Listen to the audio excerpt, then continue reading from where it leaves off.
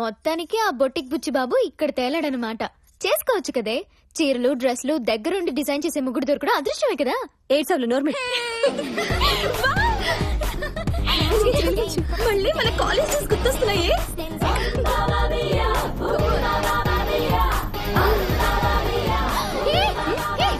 ఏం చేస్తున్నారు మీరు?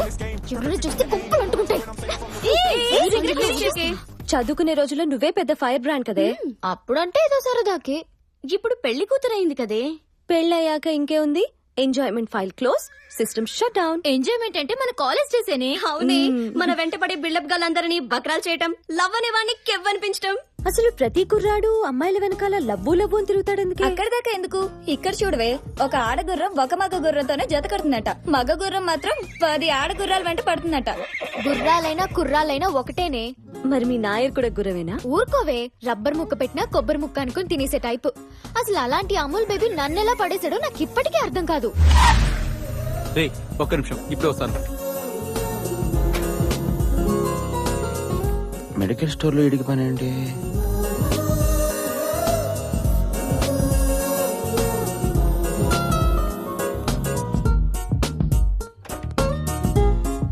ఏంట్రా కొన్నావు? ఏ లేదులే, ఏదో కొన్నావు.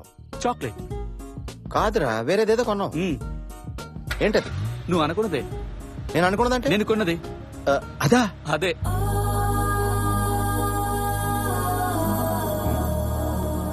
ఏంటి ఇక్కడ? అబ్బా మామా, దామా సోడా లేకుండా స్కాచ్ కొట్టచ్చు, వాటర్ లేకుండా క్వార్టర్ కొట్టచ్చు. మ్యాటర్ తెలియకుండా సైట్ కొడితే బాటిల్ లాంటి బతుకు బద్దలైపోద్ది. మామా మళ్ళీ దోమ కొట్టకుండా చెప్పొచ్చు కదా. కొట్టింది నిన్ను కదరా పెచ్చోడా, దోమని. గదిలోకి వెళ్ళి గుడ్ నైట్ పెట్టుకుందాం దా. ఎవరే? మీ కజిన్ గుర్రం జలంధర్ బకెట్లు బకెట్లు సొల్లు గారుస్తున్నాడు.